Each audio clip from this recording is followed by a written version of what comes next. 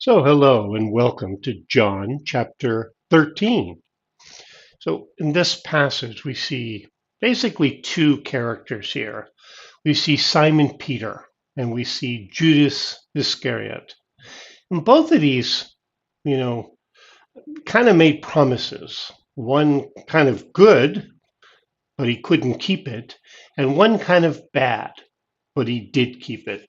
Simon Peter, is so impetuous. No, I'll die for you, Jesus. I'll do this and I'll do that. And Jesus had to wake him up and say, no, you're going to deny me 3 times. Just, I know your heart's in the right place. I know you're very impetuous, but this is what's going to happen. And Judas thought he was getting away with everything, stealing money from the money box and pretending he loved Jesus and was one of the disciples. And it keeps saying that the devil entered into Judas.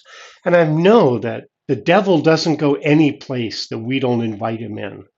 If we say no to the devil, he will flee from us. So here he is, intimately connected to the disciples, but not a believer at all. So two very different characters. Let's see what we can learn from both of them. Let's learn together. So let's look at the scriptures for John chapter 13. Now, before the feast of the Passover, Jesus, knowing that his time had come that he would depart from this world to the Father, having loved his own who were in the world, he loved them to the end. During supper, the devil having already put into the heart of Judas Iscariot, Simon's son, to betray him. Jesus, knowing that the Father had given all things into his hands, and that he came from God and was going to God, arose from supper and laid aside his outer garments. He took a towel and wrapped a towel around his waist. Then he poured water into the basin and began to wash the disciples' feet and to wipe them with the towel that was wrapped around him. Then he came to Simon Peter.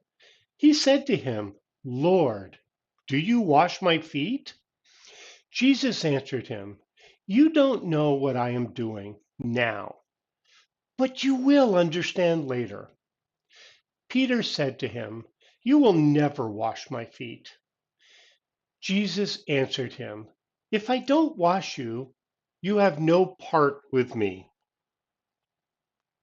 Simon Peter said to him, Lord, not my feet only, but also my hands and my head. Jesus said to him, Someone who has bathed only needs to have his feet washed, but is completely clean. You are clean, but not all of you. For he knew him who would betray him. Therefore he said, You are all not clean.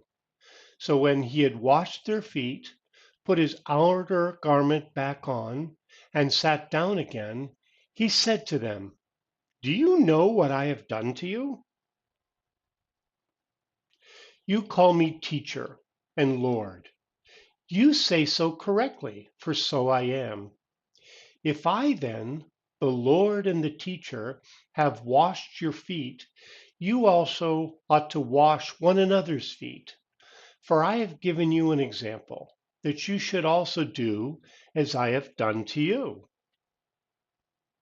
Most certainly I tell you, a servant is not greater than his Lord, neither is one who is sent greater than he who sent him. If you know these things, blessed are you if you do them. I don't speak concerning all of you. I know whom I have chosen, but that the scripture may be fulfilled. He who eats bread with me has lifted up his heel against me. From now on, I tell you before it happens, that when it happens, you may believe that I am he. Most certainly, I tell you, He who receives whoever I send receives me, and he who receives me receives him who sent me.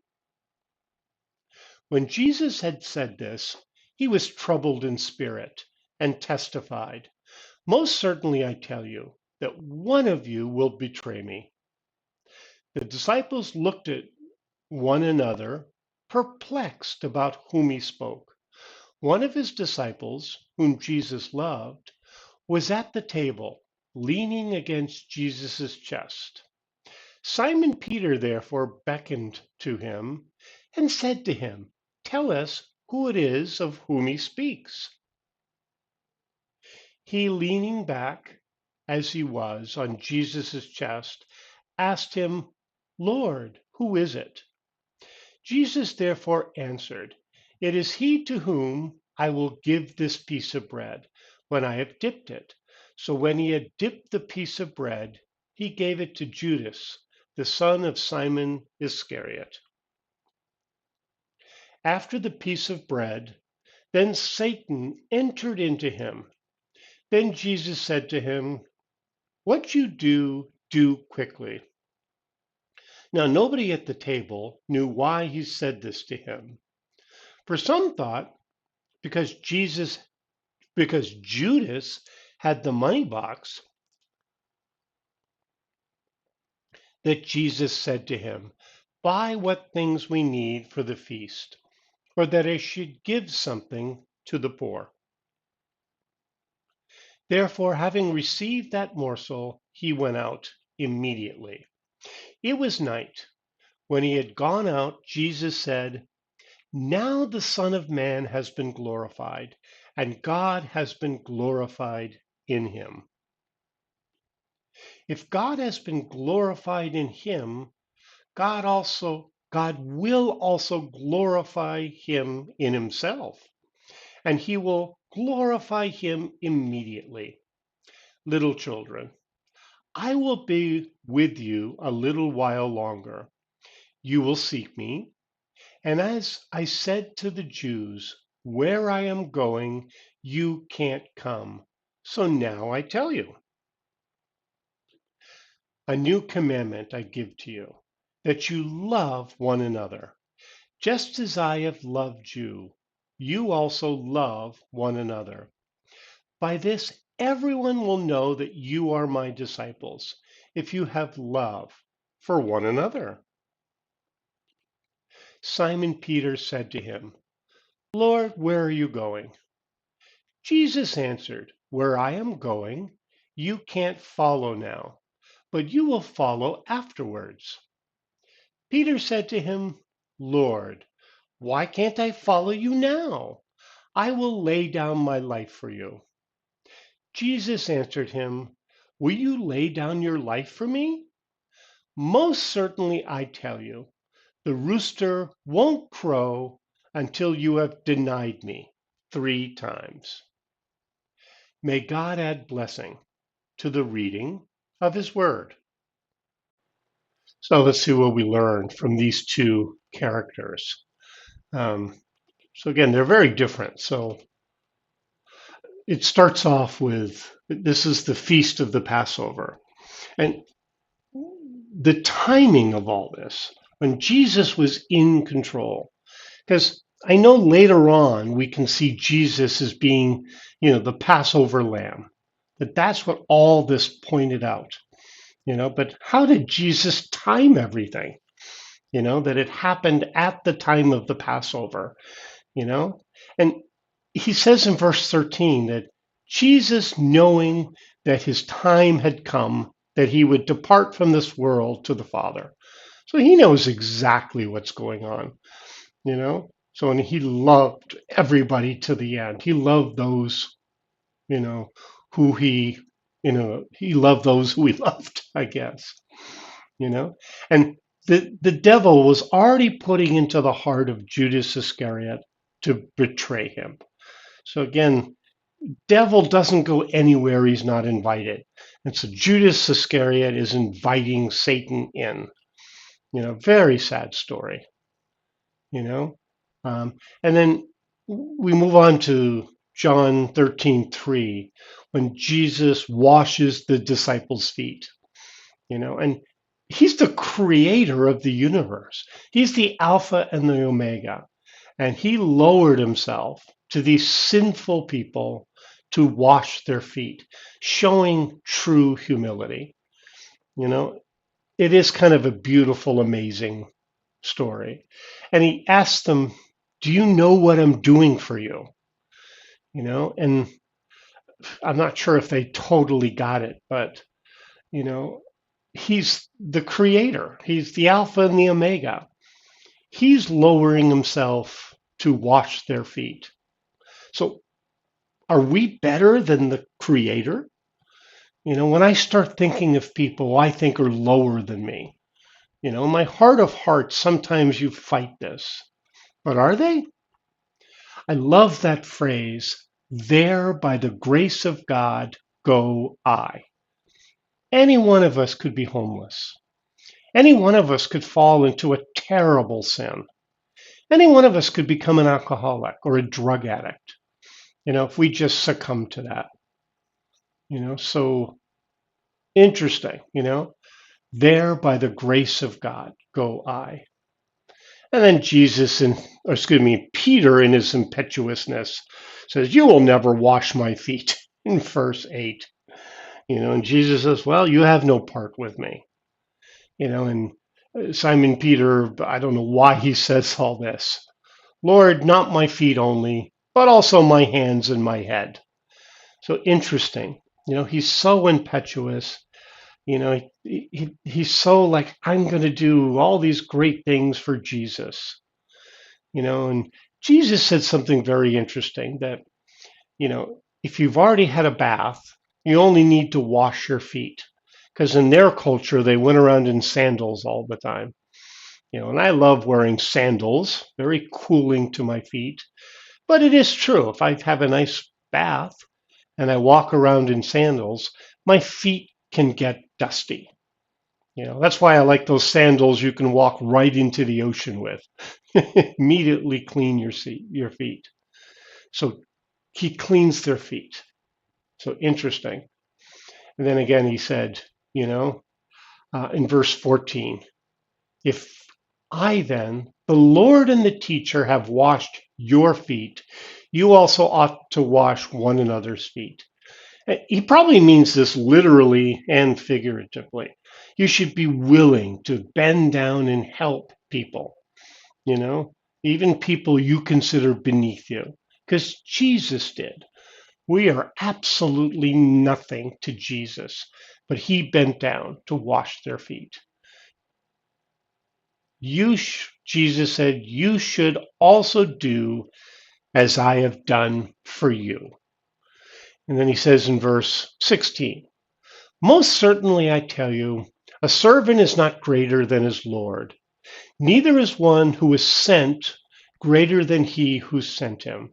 So Jesus is being so humble, lowering himself to the created beings, and then said, remember, I'm sent too. God the Father sent me.